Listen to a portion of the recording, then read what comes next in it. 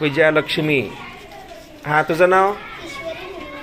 ईश्वरी. हा हा तुझं नाव सांग. संजना शंकर पाटील. हा किशोरी देवेंद्र जमादार. हा श्रावणी. हा श्रावणी. हा प्रतीक्षा. हा सृष्टी. सौंदर्या.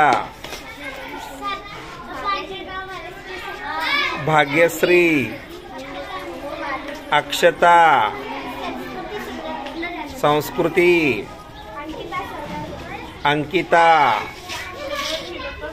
शर्वरी. श्रावणी प्रकाश धनशेट्टी. पूर्वी देवेंद्र. तुम्ही काय आहे रे मुलीनो? आंतरराष्ट्रीय साक्षी आणि हे राहिली की पूजा. या इकडं तुझं नाव सांग. पूजा. पूजा शरणाप्पा डब्बे. हा साक्षी गौरी. हा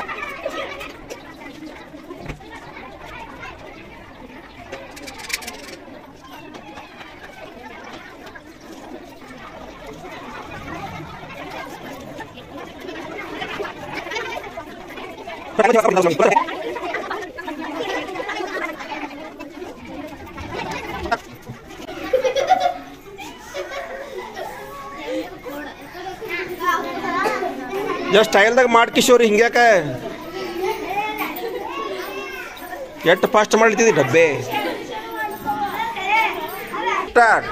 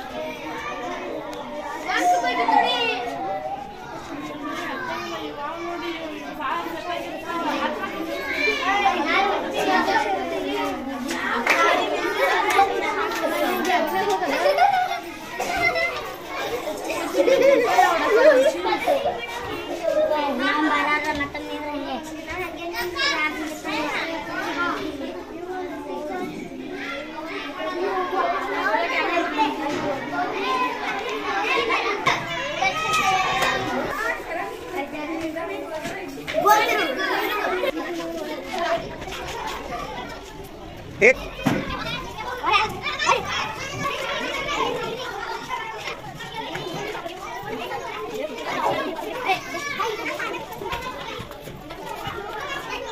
गुड नाइट. हेलो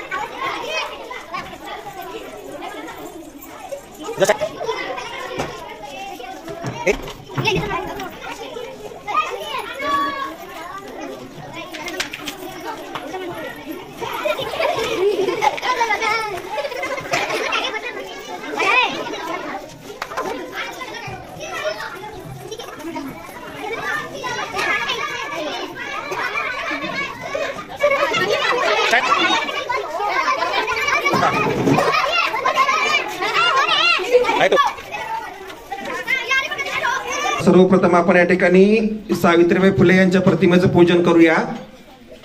हा आज या ठिकाणी क्रांतिज्योती सावित्रीबाई फुले यांच्या प्रतिमेचं पूजन.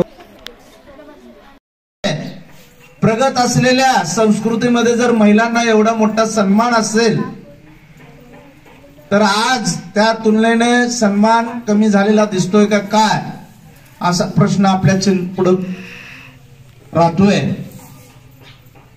समाज माध्यमातल्या तुम्ही जर बातम्या बघत असाल, टीव्हीवरच्या, सोशल मीडियावरच्या, की काही बातम्या ऐकताना, वाचताना, पाहताना मन दुःख होतं, मनाला दुःख होतात. संवेदना खरंच समाजातल्या आपल्या माता भगिनीबद्दल हरवल्यात का काय असं वाटतं. परवाच्या गेल्या आठवड्यातली स्वारगेटची घटना राहू द्या, किंवा मणिपूर मधल्या राज्यातल्या गेल्या काही वर्षापासूनचा जो वांशिक संघर्षामधला स्त्रियांवर होणारे अत्याचार राहू द्यात, किंवा तालिबानी प्रदेशामध्ये, अफगाणिस्तानमध्ये, किंवा तालिबानी जिथं वृत्ती आहे अशा ठिकाणी आमच्या महिलांना आजही, आजच्या एवढ्या विज्ञानाच्या प्रगत युगात आहोत आपण, तरीही महिलांबद्दल एवढं हेळसांडाची भावना किंवा दुर्दैवाची भावना का बरं दिसते. मग आपण खरंच एका अर्थानं पुढे जात असताना मानवी मूल्यांचा रास इथं दिसतोय का काय असं प्रश्नचिन्ह उभा राहतो.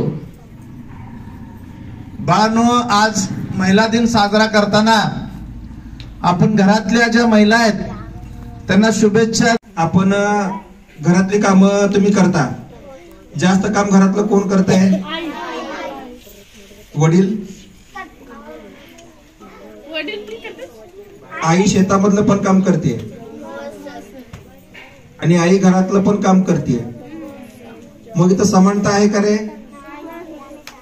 त्याच्यामुळेच आजचा दिवस आपण साजरा करतो. आंतरराष्ट्रीय महिला दिवस आहे. आंतरराष्ट्रीय पुरुष दिवस साजरा करण्यात येत नाही. आंतरराष्ट्रीय महिला दिवस साजरा करतो. पुरुष दिवस जरी साजरा केला जात असला तरी पण त्याचं एवढं महत्व आपल्या समाजात पटवून देण्याची गरज नाही, कारण आपला समाज जो आहे पुरुष प्रधान आहे. सर्व कामं ही घरातली, विशेष करून घरातली कामं कोण करते? महिला.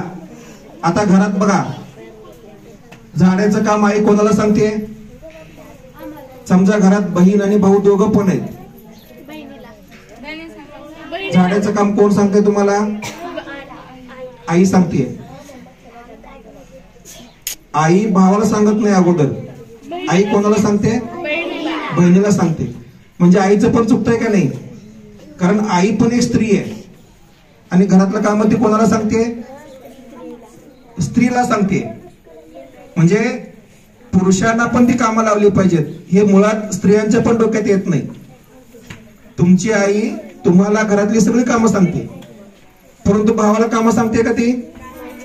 नाही. आपल्याला इथून बदल करायचा आहे. म्हणजे आईला पण असं वाटलं पाहिजे की मी माझ्या मुलीलाच काम का सांगू, मुलाला काम का सांगू नये. आता घरातलं झाडणं कोण करताय? मुली. भांडी धुणं मुली करतात, कपडे धुणं मुली, स्वयंपाक मुलं काय करतात? मुलं नुसतं खात बसतात. इथून आपल्याला बदल करायचा आहे. आपल्याला इथून बदल करायचा आहे. आलं का लक्षात? आंतरराष्ट्रीय महिला दिवस आपण साजरा करतोय. तुम्ही लक्षात घ्या, तुम्ही अजून लहान आहेत. प्रत्येक काम प्रत्येकाला करता आलं पाहिजे. आणि मुली पण, तुम्ही मुली, तुम्हाला मुलांचे पण काम करता आले पाहिजे. तुम्हाला गाडी पण चालवता आली पाहिजे, तुम्हाला ट्रॅक्टर पण चालवता आली पाहिजे, तुम्हाला विमान पण चालवता आलं पाहिजे, तुम्हाला रेल्वे पण चालवता आली पाहिजे. जे मुलं करतात, जे मुलं करतात तुम्हाला करता आलं पाहिजे. स्वतःवरती विश्वास ठेवायचा. मुली कोणत्याही गोष्टीत मुलांच्या माग नाही आहेत. आलं का लक्षात? लक्ष आहे का सगळ्यांचं? हा, तर एवढं छोटं सुधारणा तुम्हाला द्यायचं होतं. घरातली कामं इथनं पुढं मुलांना पण सांगायचं आणि मुलांनी तुम्ही पण घरातली कामं करायची. तसे आपल्या गावातले मुलं चांगले आहेत, कारण मध्यंतरी आपण उपक्रम घेतला होता माझी घर, त्याच्यामध्ये भरपूर मुलांनी सहभाग घेतलाय. भरपूर मुलांनी घरातली कामं केलेत, व्हिडिओ पाठवलेत. हा आता ते कंटिन्यू करा. हो सर मी फक्त करतो. व्हिडिओ पुरता कोणी करू नका. हो सर. घरातली सगळी कामं करा. ते अथर्व कळमंडे, आविष्कार कळमंडे किती छान त्यावेळेस त्यांनी घरातली कामं करत होते. आता करतात का घरातली कामं? ते कुठे आहेत ते दोघं? घरातली कामं करता का आता? करता घरातली कामं A to Z? हा बसा. अनिकेत ममाने आता करतो का घरातलं काम?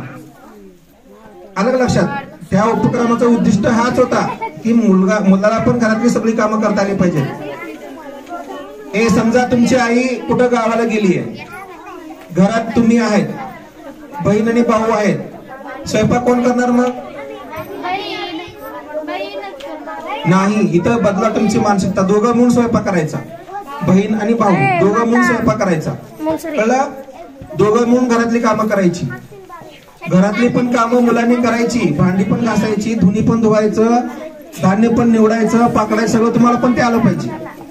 आज उपस्थित सर्व माझ्या प्रिय विद्यार्थिनींना मी आज महिला दिनाच्या खूप खूप शुभेच्छा देतो.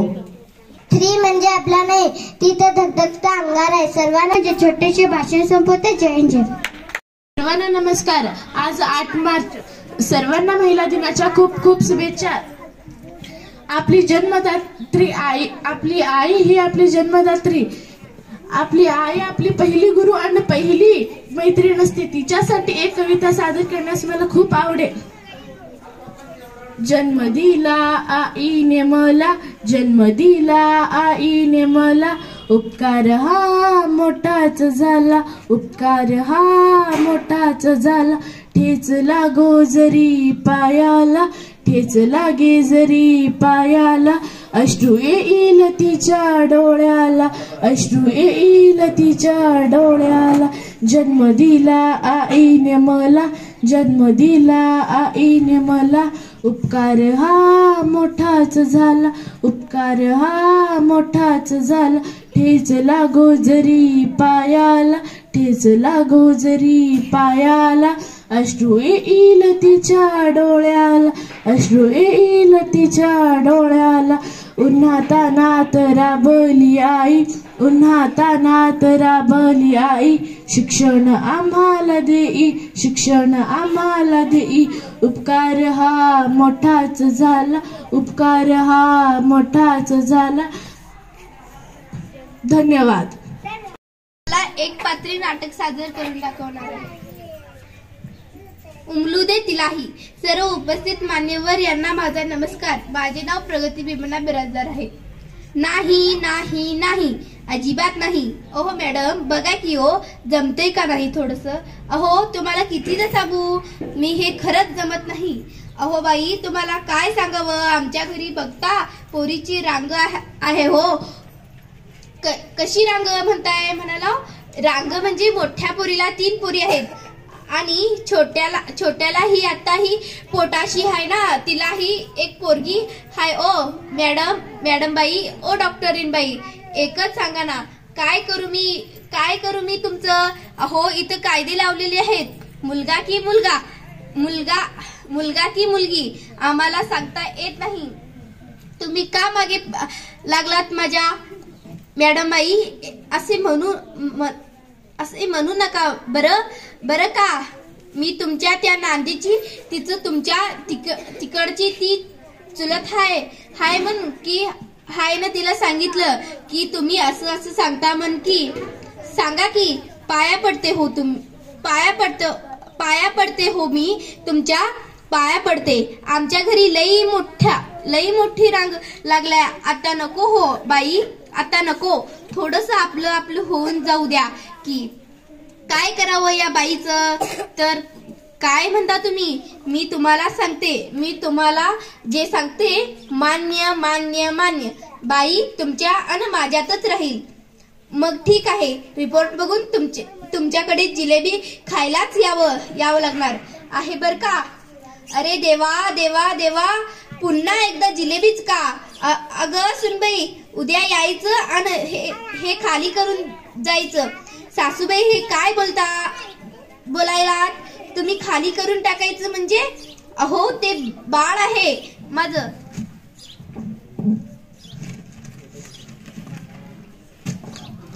त्याला इथं पोटात वाढवलंय, 4-5 महिने झालेत आणि खाली खाली कसं करून टाकू मी? कसं बोलता तुम्ही? अहो आपण पूजा करताना देवाची पूजा करतो आणि येथे बाळ नको, मुलगी नको? नाही सुनबाई, मी ऐकणार नाही. असं आहे. चल मग आता घरी चलायचं आणि सगळं बॅगा बांधायचं, सरळ गावाकडे जायचं, थेट गावाकडे म्हणजे कसं? मी माझ्या पोराचं दुसरी लग्न लावून देणार. बस झालंय माझ्या पोरासोबत. चल घरी. सासूबाई खरंच आता नका करू.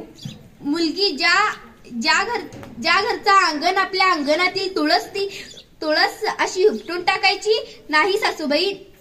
नाही ना, तुला एकच करावं लागलं सुनबाई. तुला तर घर सोडावं लागतं, नाहीतर उद्या येथे येऊन खाली करावं लागलं. चल गुमान घरी. काय करू मी? खरंच कळत नाही हो. पोटातलं माझं बाळ मी काढून टाकायचं, फक्त मुलगी म्हणून नाही. काय करू मी? आई, कुठून आवाज येतोय? कुठून? आई इकडे बघ ना. कोण तू? तू मला ओळखलं नाहीस? मी तर तुझी छकुली, मी तर तुझी सानुली. ओळखलं तू मला? आता ना मी तुला कट्टी आहे. असं का बोलतेस बाळा? असं का बोलतेस? मग काय तू ना आज सकाळी आजी सोबत गेली होती ना? त्या मोठ्या सकेवाली बाई होत्या, त्या म्हणाल्या की ही नको, हिला काढायचं तर उद्याला काढायचं. म्हणजे आई, काढायचं म्हणजे मला मारून टाकायचं. आई तुम्ही मला मारून टाकणार? अरे बाळा छकुली, तसं नाही ग. मी तर कशासाठी गेले होते माहित आहे का? तू कशी आहेस? माझी तब्येत कशी आहे? खोट, साफ खोट. आई तू माझ्याशी खोटं बोलतेस ना? आई मला सांग, तुझ्या पोटात येऊन 4-5 महिने झाले ना ग? 4-5 महिन्यात तू मला कंटाळून गेलीस? एवढी मी वाईट आहे का ग आई? एवढी मी वाईट आहे? खरंच मी एवढं वाईट आहे? नाही ना आई. मला सांग, मुलगी जन्माला आली म्हणजे फार ओझं होते का ग? फार ओझे होते का ग? फार पैसे लागतात का? आपल्या आजी म्हणत होत्या की मुलगी म्हणजे खायचं इथं आणि परग्याला द्यायचं. म्हणजे काय असते ग आई? काय असते? खरंच मी एवढी वाईट आहे का? एवढी वाईट आहे आई? मला 4-5 महिन्यात तू कंटाळीस? मला वर किती छान वाटू लागला होता आई, की तू मला किती उबदार घेऊन बसत होती. काही दिवसांनी मी बाहेर येणार होती आणि हे सुंदर जग युल्याच्या डोळ्यांनी पाहणार. मी पाहणार की माझी आई किती गोड दिसते, किती गोड हसते, माझे बाबा किती लाड करणार. हे सगळं मी पाहणार होते आई. पण असे का होते आई?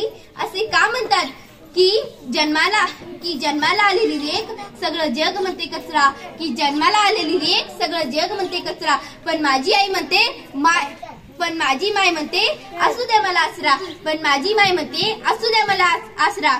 खरंच आई, मी तुझ्या निवाचा आसरा होणार होते. पण हे मध्येच काय? तू मला उद्या मारून टाकणार आहेस आई? नको ना ग आई. मी खरंच तुम्हाला अजिबात त्रास देणार नाही. मोठी दीदी आहे ना, तिथंच मी दप्तर घेईन, तिचेच कपडे घालीन, पैजण तिचेच वापरेन, तिथंच सगळं वापरेन. पण मी तुम्हाला अजिबात त्रास देणार नाही आई, अजिबात त्रास देणार नाही. मी जन्मल्या दुधासाठीही रडणार नाही. तुला रात्री जागवणार नाही. तुला कळणारही नाही की माझी सानुली कशी मोठी झाली आणि कशी तुला हातभार लावायला शिकली. खरंच गाई, मी तुम्हाला आसरा देणार. तुमच्या वंशाचा दिवा जरी झाले नाही तर मी वंशाची पंथी होऊन असे तुझे हे संस्कार शिकले दुसऱ्या घरी नेऊन तिथे देणार. खरंच आई, मला मारून टाकू नकोस आई, मला मारून टाकू नकोस. तर माझ्या ह्या कोमल रक्तानं हात फडफडतील. आपली ही नाळ एकमेकाशी 5-7 महिन्यात जोडली होती. ती तुटून जाईल आई, ती तुटून जाईल. आणि मला खूप रडू येईल, मग मी खूप रडेन. तू असं नको करू ना आई. खरंच सांग आई, तू जर माझ्यासारखी कठीण उमलू शालेली असेल तर ती बाहेर कशी येईल? ती बाहेर कशी येणार? ती निसर्गता कशी दिसणार? खरंच आई, तुला एकच सांगते आई, मी खूप हुशार होईल, खूप शिक्षण घेईल आणि तेच पैसे मी जमा करेन. तू आणि हुंडा मी द्यायची वेळ येऊ देणार नाही, कारण मी खूप शिकणार आहे. कुणाला हुंडा मागण्याची गरज पडणार नाही. शिक्षण पण मी नोकरी करत करेन. बाबांना सांग आई. नाही, मी त्याच्या डोक्यातली भार होणार नाही. आई, तुम्हाला असं तर वाटत नाही हिचं रक्षण कोण करणार? अगं, तुझ्यासारखी बाबा असताना मला संरक्षणाचे धडे घेण्याची काय गरज आहे? मला ते अनाथच येतात. पण तू असं समजू नकोस की हिचे रक्षण कोण शकणार नाही. असं मी पाहू, असं नको समजू ना आई. दोघी मधल्या जी नाळ आहे ती अशी तोडू नको गाई, ती अशी तोडू नकोस. खरंच मला जन्म घेऊ दे आई. तुझ्या या उबदार कुशीमधून जे जग दिसतंय मला आता बाहेर येऊन पाहायचंय आई. ते मला बाहेर येऊन पाहायचंय. इवल्या पावल्यानी तुझ्या अंगणात नाचायचंय आणि ह्याच हातांनी तुझ्या गालाला आजाद गोजारायचं आहे. आई, मला जन्म घेऊ दे आई. तू माझी नाळ तोडू नकोस आई. आई, खरंच मला जन्म घेऊ दे. सोनाली, थांब ना, गेली. खरंच चुकलं कामाचं. ह्या विचार तरी मी कसा केला? माझ्या मनात माझ्या पोटाचं बाळ मी इथं मारून टाकणार नाही. सासूबाई, माझं ठरलेलं आहे. मला घरच्या बाहेर काढा, नाही तर ह्याचं दुसरं लग्न करून द्या. मी माझ्या मुलीला जन्म देणारच. अहो, आपल्याला लक्ष्मी पाहिजे असेल तर पैसा पाहिजे असेल तर लक्ष्मीच्या पूजा करतो. विद्या पाहिजे असेल तर सरस्वतीची पूजा करतो. संकट आलेली असेल तर दुर्गेच्या चरणी जातो. आणि मग म्हणताय स्त्रियाचा का ना करायचं? हे पाप मी माता आटून घेणार नाही. कारण मुलगी असे बरी दिवा लावते दोन्ही घरी. जल्लोष करूया स्त्री जन्माचा, कारण उत्सव आहे स्त्री जगनाचा. जल्लोष करूया स्त्री जन्माचा, कारण उत्सव आहे स्त्री जन्माचा. धन्यवाद. वासराले चालते जेव्हा गाय, तेव्हा मले तिच्या मधी दिसती माझी माय. आया बाया सांगत होतो जेव्हा तन्हा, दुष्काळात मायाचा मजा आटला होता पान्हा. पिठामंदी पाणी टाकून मले पाजत जाय, तवा मले पिठामंदी दिसती माझी माय. हंबरून वासराले काट्या कुट्या बेचायला माय जाईल राणी. पायात नसे वाहन तिच्या फिरे अनवानी. काट्या कुट्यालाही तिचं मानत नसे पाय, तवा मले काट्यामध्ये दिसती माझी माय. हंबरून वासराले बाप माझा रोज लावी माझेच माग टुमणं. बस झालं शिक्षण आता घेऊ दे हाती ऋण. शिकून शान कोट मोठा मास्तर होणार हाय, तवा मले मास्तर मध्ये दिसती माझी माय. दारून वासराले दारू पिऊन माय मारी जवा माझ बाप, थर कापे अन लागे तिले धाप. कसायाच्या दावणीला बांधली जशी गाय तवा मले गाई मंदी दिसती माझी माय दिसती माझी माय हंबरून वासर आले बोलता बोलता एकदा तिच्या डोळ्यात आलं पाणी सांग मले राजा तुझी केव्हा दिसलं राणी भरलं डोळ्या भरलं डोळ्या केव्हा पाहिन दुधावरची साय मले सायामध्ये दिसती माझी माय दिसती माझी माय हंबरून वासर आले म्हणून म्हणतो आनंदानं भरावी तुझी ओटी पुन्हा एकदा जन्म घ्यावा माये तुझ्या पोटी तुझ्या चरणी ठेवून माया धरावे तुझे पाय तवा मले बायामध्ये दिसती माझी माय हंबरून वासर आले चालते जेव्हा गाय तवा मले तिच्या मंदी दिसती माझी माय आई म्हणजे वात्सल्य. त्याच्या खूप खूप शुभेच्छा. महिला दिन का साजरा केला जातो रे?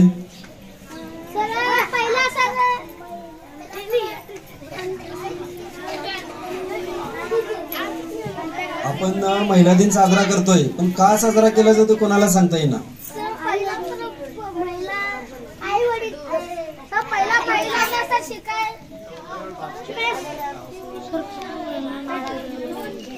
त्याच्या पाठीमाग 8 मार्चच का निवडला असेल? इतर दिवस का नसतील?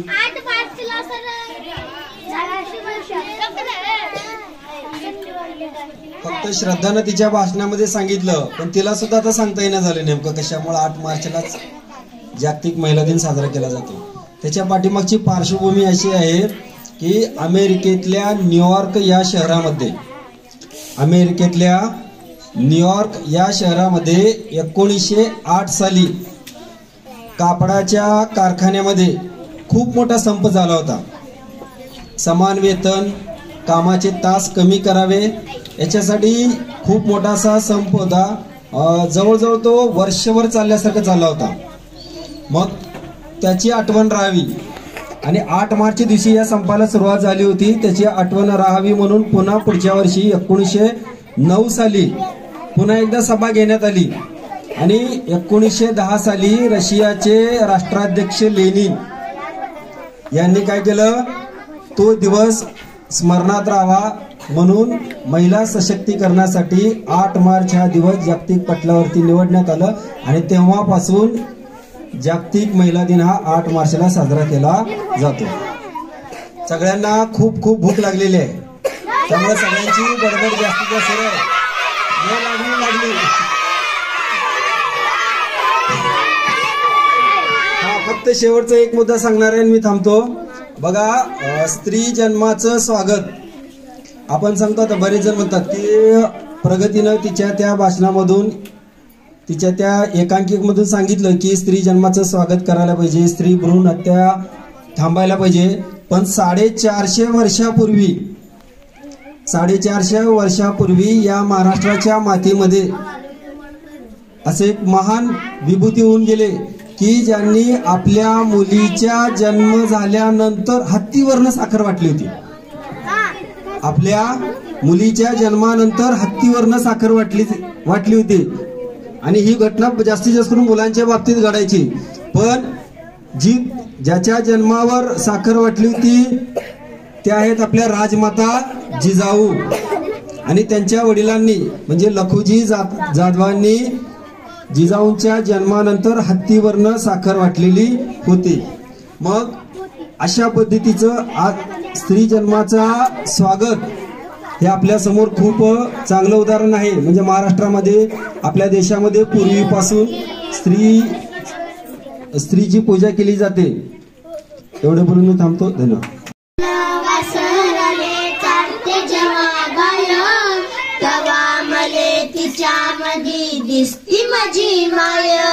दिसती माझी माय आया बाया सांगत होत्या होतो जेव्हा तन्हा दुष्काळात मायाचा माझा आटला होता पान्हा पिठामंदी